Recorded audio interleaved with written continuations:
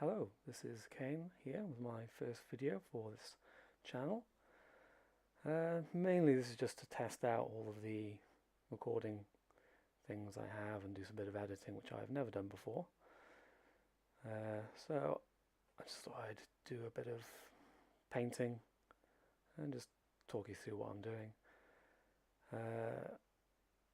Been struggling recently with a lot of painting folds in cloth, and a lot of things I have been working on have looked rather flat, and the cloth has looked sort of very stiff and just quite solid and not actually like cloth. So I thought I'd just have a little sketch from some photographs I've got, mainly working on medieval characters for comic I'm doing at the moment. So I was looking at that kind of garment, sort of the thick, heavy gambesons and the more sort of flowing sort of tunic type things. They're what I'm drawing a lot of at the moment, and they just, as I said, look very, very flat.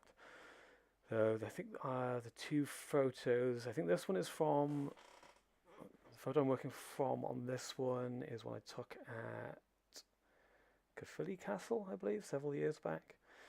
It's just someone in a sort of guardsman kind of outfit, or sort of lower sort of class soldier, probably sort of medieval period, I think. I forget exactly what period they were reenacting when I was there.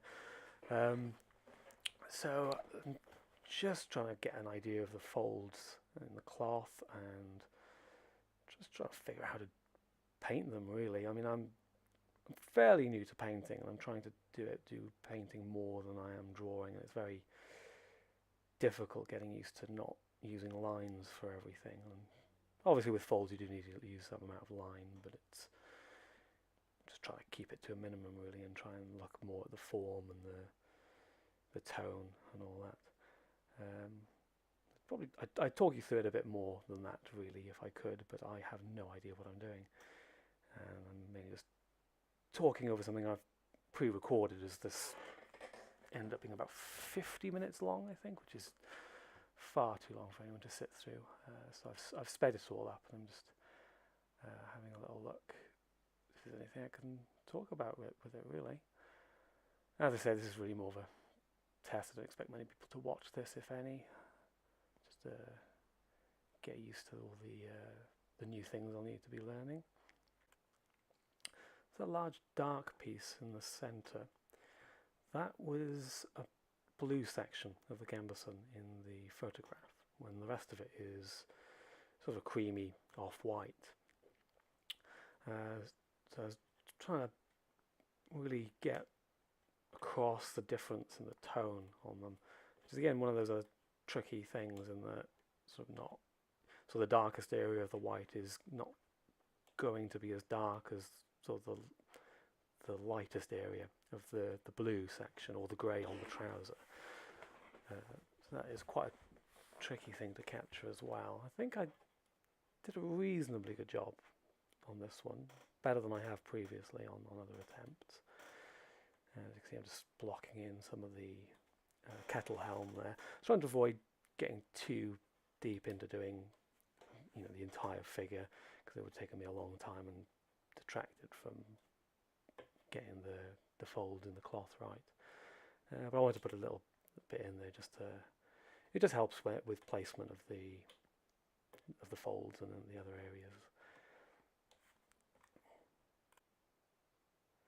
And so you'll see in a minute now, I sort of select a few areas and start moving them around. And I think that is one of the most useful parts of digital painting. People often say digital painting is easy, and I don't think it is. I think you still need the same skills as you do for regular painting, but it is more forgiving. I think that is the thing with it. It just puts them in the wrong place, or it's the wrong size. It's 2-second fix, and it just makes the whole process just flow so much better, and you can really get into it without having to retrace your steps, just go back over things, because you've just made mistakes, basically, and you always do. I think it's a very talented person that can paint something, draw something with no mistakes at all. As impressive a skill as it would be, I don't think it's one that few people have. Just blocking in a bit more of the tone there, just trying to get that difference between the blue section of the gambeson and the white. I think I went a little bit dark on the white end of the arm there, but otherwise I think it's gone fairly well. I think I ended it around here and moved on to the next one. Just blocking the rest of the leg there. And the axe. And there. So this one is from a jousting event at the Cardiff Castle. And while they had some actual reenactors there, I think the main event was really more of a sort of a show really, and it's not exactly historically inaccurate in terms of what they were wearing and what they had. It wasn't completely off. I mean, some of the tunics and things they had. I mean, I think this person in particular was wearing very loose-fitting, probably not real chainmail. Hauberk, I think they're called. I don't know if I pronounced that right. Not. It looked okay, but it probably more loose-fitting than you would actually want it. It would be far too heavy if you had that much extra metal in it. But the thing he was wearing over it, the tunic, was quite good, and it flowed quite well when he walked and in the wind. So I've got a few photos of that, and I'll draw from that one. Again, you've got that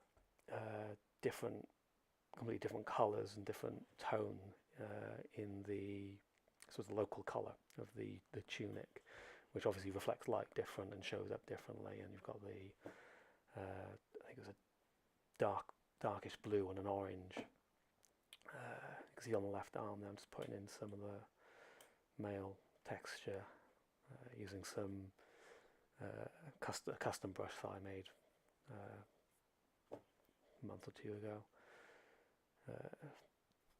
My basic technique with that is I can sort of fill in a layer of the darker colour, darker tone, and then a separate layer, put the links in, and then you can select different layers and lock the opacity, so you can put in highlights on the chainmail without having to go into each individual link. It can benefit from zooming in and doing a little bit more specific sort of painting on each one, but it's not often necessary, especially for something as quick as this. Again, just blocking in areas and just trying to get the different tonal areas. It's quite difficult because you're still sort of using it outside light and not particularly harsh light in one direction, so you get spatterings of different tone and lighting in different areas. Rather than, so if you had lighting like blasting from one side, you'd get kind of a nice contrast.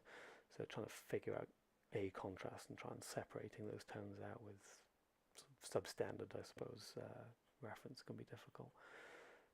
But I think it's going quite well on this one. Again, I think I've gone a little bit dark on that one side. I think I do lighten it up again later if I remember right. You can see I put the tone in the background there. Don't know whether that's good practice or not. Probably wouldn't be helpful if you need to start doing backgrounds on anything. But it's a really good way of preventing yourself from outlining things. If you've got, so when you put down the lighter colour, sort of on that top left shoulder,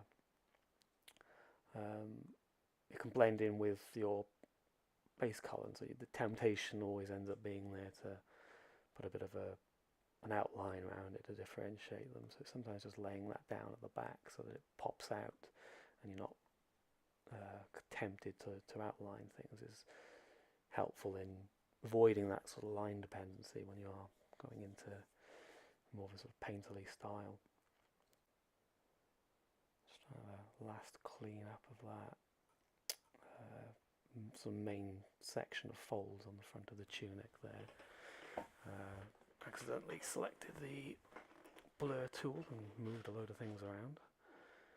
I was mainly trying to get at the, not the burn tool, the dodge tool, I think, just to lighten up that area, like I said earlier, that I was going to do. So that's that side of the tunic was just a bit too dark. And that's where I finished up. I quite enjoyed doing these, actually. Definitely going to be back with some more, possibly with some more in-depth explanations, perhaps talk through them as I do them. So if you're interested at all, don't forget to like, comment and subscribe, and I'll see you again. Thank you.